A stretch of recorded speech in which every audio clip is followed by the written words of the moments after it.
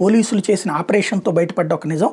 రాష్ట్ర విద్యాసంస్థల పరిసరాల్ని మాదక ద్రవ్య రహితంగా మార్చే లక్ష్యంతో నిర్వహించిన ఆపరేషన్ సేఫ్ క్యాంపస్ జోన్ కార్యక్రమం విజయవంతమైందని డీజీపీ ప్రకటించారు.